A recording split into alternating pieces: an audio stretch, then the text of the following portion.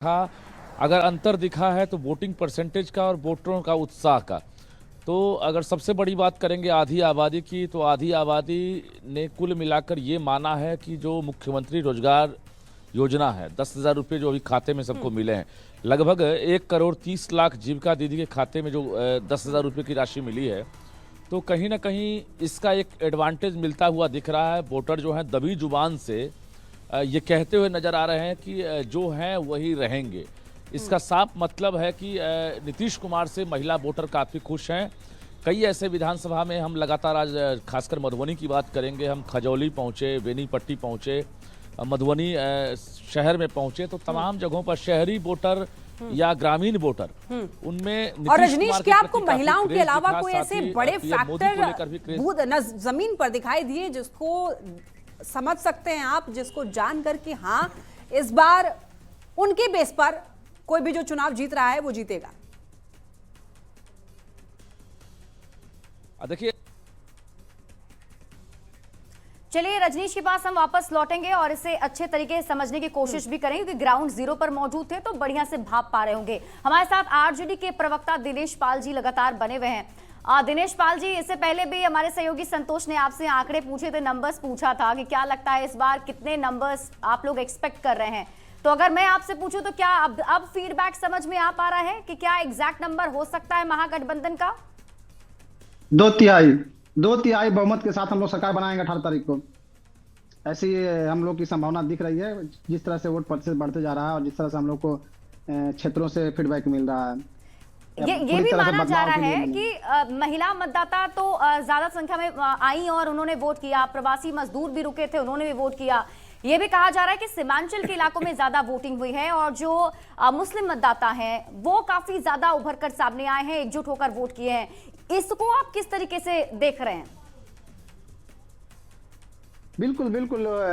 बिहार देखिए, केवल एक मतदाता नहीं, अब हर मतदाता को अब देखिए, एक तरफ जो बाहर में नौकरी कर रहे हैं, बाहर फैक्ट्रियों में कमा मतलब मजदूरी कर रहे हैं, काम कर रहे हैं, उन्हें एक उम्मीद जगी है तेजस्वी जी से कि नहीं अब हमको बाहर नहीं जाना पड़ेगा, हमको बिहार में काम मिल जाएगा, बिहार में नौकरी मिल जाएगी। दूसरी तरफ जो कंपटीशन की तैयारी कर रहे हैं युवा, जो बार बार नीतीश कुमार जी के खिलाफ पुलिस ने उन्हें लाठियों से पीटा है पटना के सड़कों पे, उन लोगों को लग रहा है कि नहीं हमें अब वो सरकार बदल के नौकरी लेना होगा, केवल पढ़ने लिखने से नौकरी नहीं बदलेगी मिलेगी, बस सिर्फ पुलिस की लाठियां मिलेगी। तो वो जोश दिखा है। और जो माताएं बहनें हैं गाँव की, उन्हें लगा कि नहीं 14 जनवरी को 30,000 रुपये हमारे खाता में आने वाले हैं, 500 का रसोई सिलेंडर मिलने वाला रसोई के लिए। उसके बाद जो उनके आपसे वापस कमेंट लूंगी थोड़ी देर में।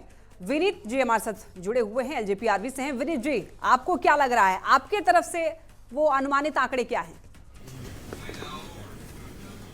तो आप सभी को नमस्कार। और मुझे लगता है कि जो ये दूसरा फेज का चुनाव संपन्न हुआ है, उसके बाद से हम और कॉन्फिडेंस में आ गए हैं कि जो हमने रेंज निर्धारित किया है अपने लिए 140 से 160 का, वो आंकड़ा हम बड़ी आसानी से पार कर रहे हैं। हालांकि मुझे लगता है कि उसके बियॉन्ड भी हम जाएंगे, लेकिन अगर मुझसे पूछा जाए थोड़ा सा बढ़ गया विनीत जी, इसके कारण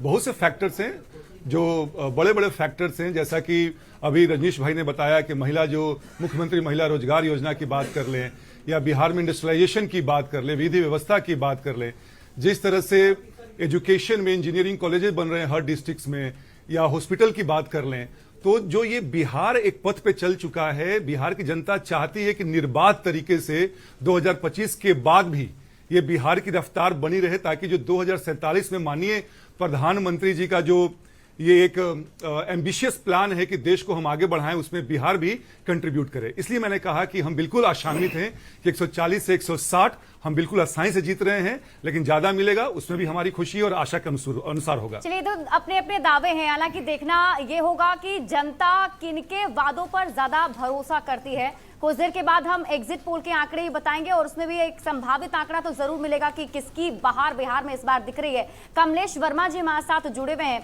कमलेश जी, आप लोग को क्या लग रहा है, अभी पहले फेज की वोटिंग आपने देखी, अब ये दूसरे फेज का मतदान और ये मतदान प्रतिशत जो बढ़ा है, इसे कैसे देख रहे हैं?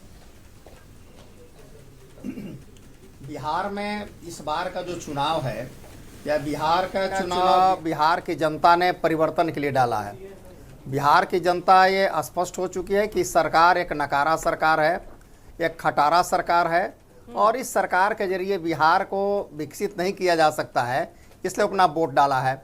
नौजवानों की जो लंबी लाइन है वह यह दर्शाता है कि सरकार ने बिहार को बर्बाद कर दिया है। 52 लाख से ऊपर बिहारी देश के दूसरे हिस्से में जाकर काम करते हैं, बड़े बड़े जगहों में जाकर के काम करते हैं। बिहार को एनडीए ने एक श्रम सप्लाई करने वाले रीजन ने बदल डाला। आपका कमेंट लूंगी। असित नाथ जी भी हमारे साथ जुड़े हुए हैं। असित नाथ जी, अब तो आप बता सकते हैं आंकड़े, आपको क्या लग रहा है कि इस बार क्या रहने वाले हैं आंकड़े और कौन जीतने वाला है? देखिए, मेरा जवाब फिर वही होगा जो मैंने पहले दिया था। मैं इस तरह की बातों पर विश्वास नहीं करता। जनता ने अपना मत दे दिया, जनता ने अपना निर्णय दे दिया और हमें काउंटिंग तक का इंतजार करना चाहिए। हम असली मुद्दों पर चुनाव लड़े, हम जनता के बीच सच्चे मुद्दे लेकर गए, सच्ची बातें लेकर गए। उनका जितना आशीर्वाद हमें मिला होगा वो काउंटिंग में पता चल जाएगा। आप 2020 के चुनाव के बाद जो आप लोगों ने इस तरह की चर्चा की थी, मुझे खूब याद है, तो अपने आर्काइव में निकाल के देखिएगा। कुछ पार्टियों के प्रवक्ता ने 190 सीट मिलने का दावा किया था कि हम तो 170 से 190 सीट हमें। अब उस तरह के झूठे दावे मैं कर दूं? आर्काइव निकाल के देखिए ना। राजनीतिक दलों के प्रवक्ता, जिनमें मैं भी शामिल हो गया हूं, राजनीतिक दलों के प्रवक्ता कितनी ढिठाई से झूठे दावे करते हैं, इसके लिए ज्यादा काम नहीं करना है, बस 2020 का आर्काइव निकाल